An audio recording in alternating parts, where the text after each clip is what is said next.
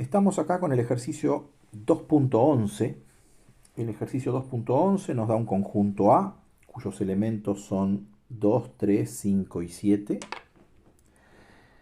Y nos define una relación phi sobre ese conjunto A, en la que se dirá que un elemento X del conjunto A está relacionado mediante la relación phi con otro elemento Y de ese conjunto A, si y solamente si el primer elemento X es divisor del segundo elemento Y. Esto también puede escribirse, X es divisor de Y, en lenguaje matemático de la siguiente forma. X divide a Y, o X es divisor de Y, significa esa anotación con la barrita vertical. Bien, ¿cómo saber si esa relación es de equivalencia? Bueno, para que sea de equivalencia debe cumplir tres propiedades: la propiedad idéntica, la propiedad simétrica y la propiedad transitiva. Veamos la propiedad idéntica, si es que se cumple. La propiedad idéntica lo que dice es que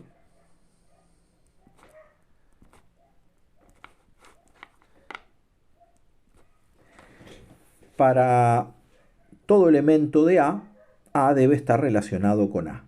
En otras palabras, A está relacionado con A si solo si A es divisor de A. Y vean que eso es cierto. En general, todo número diferente de 0 es divisor de sí mismo.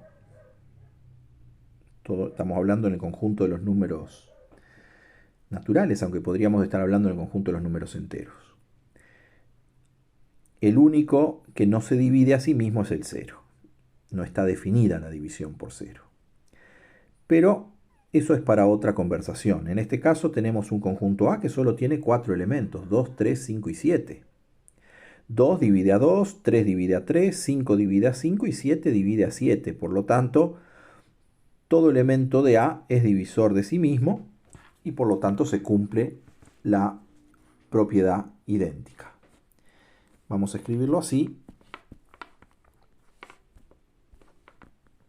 X divide a X para todo X que pertenece a A. Muy bien. La otra propiedad que debemos ver que se cumpla es la propiedad simétrica.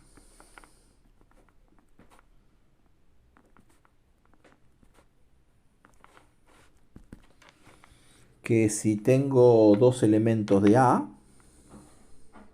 o sea, para todo par XY de elementos de A,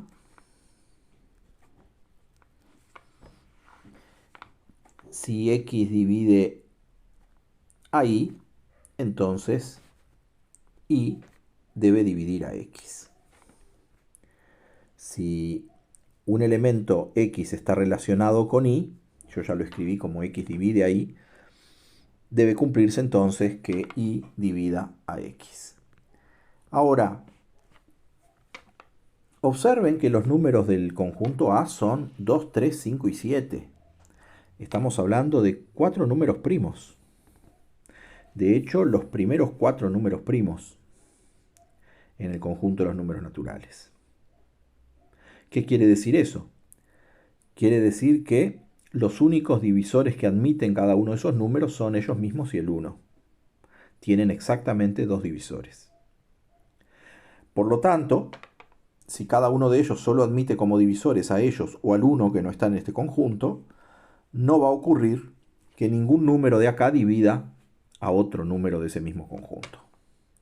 Eso quiere decir que esta proposición que está escrita acá, ¿es verdadera o es falsa? Bueno, esta proposición lo que nos dice es que si un número X de ese conjunto dividiera un número Y, entonces debería ocurrir el recíproco. Pero como no se cumple el precedente, ¿sí?, el antecedente de esta implicación, la proposición es verdadera, como vimos cuando estuvimos estudiando el tema conjuntos y el tema de algunos rudimentos de lógica. Por lo tanto, sigue siendo verdadero porque no hay ningún x que divida y de tal modo que el recíproco no se cumpla. De hecho, ni siquiera hay ningún x que divida y. Tenemos entonces que es verdadera la idéntica, es verdadera la recíproca, la simétrica o recíproca, es lo mismo. Y finalmente,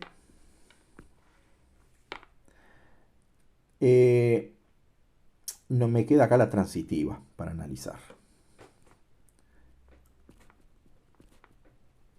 Vamos a ver si se cumple la transitiva. ¿Y qué dice la transitiva? Que si tengo tres elementos del conjunto A, cualesquiera, o sea, para todo x y z de A,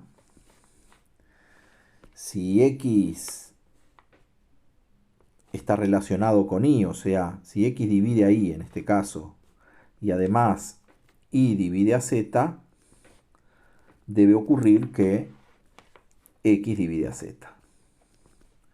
De hecho, otra vez más, esto es falso.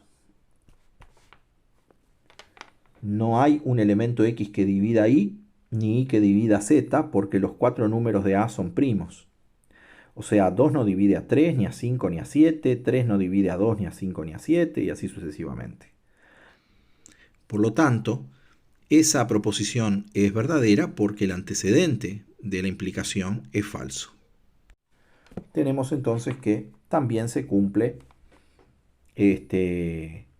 la propiedad transitiva. Vean que el único caso en que puedo plantear esto y que sí ocurre es que, por ejemplo, 2 divide a 2 y 2 divide a 2. Es un caso trivial, ¿no? En el cual x e y son iguales. X, y z son iguales. Y en ese caso sí se cumple trivialmente la propiedad transitiva. Bueno, de hecho, entonces si se cumple la propiedad idéntica, simétrica y transitiva, estamos ante una relación que podemos decir que es una relación de equivalencia. Así que es una relación de equivalencia. Vamos a poner esto por aquí.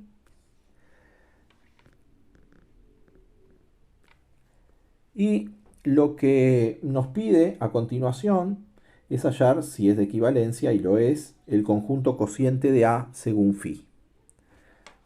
O sea, lo escribimos así, el conjunto cociente de A según la relación phi. Y el conjunto cociente de A según la relación phi es el conjunto de todas las clases de equivalencia de x, siendo x un elemento de A, ¿verdad?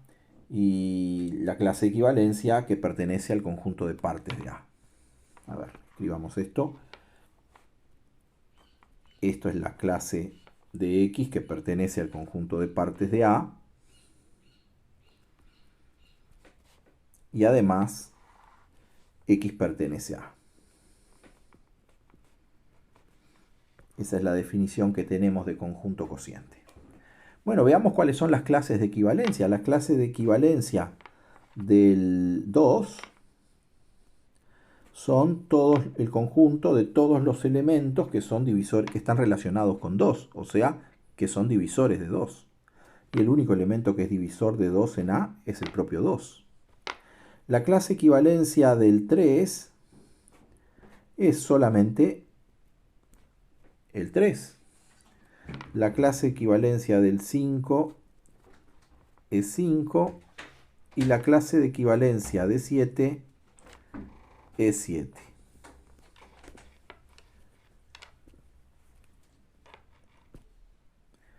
De ahí que el conjunto cociente de A respecto a esta relación phi es el conjunto de todas estas clases de equivalencia. O sea, el conjunto cuyos elementos son el conjunto que tiene solo al 2, el conjunto que tiene solo al 3, el conjunto unitario cuyo elemento es 5 y el conjunto unitario cuyo elemento es 7. Obsérvese que este conjunto cociente es una partición del conjunto A. ¿Qué quiere decir eso? Que el conjunto A surge de la unión de estos conjuntos. La unión de este conjunto que tiene solo al 2 con el que tiene solo al 3, el 5 y el 7 forman el conjunto A. Y que no hay intersección, además, son conjuntos disjuntos. Eso quiere decir que se trata de una partición del conjunto A.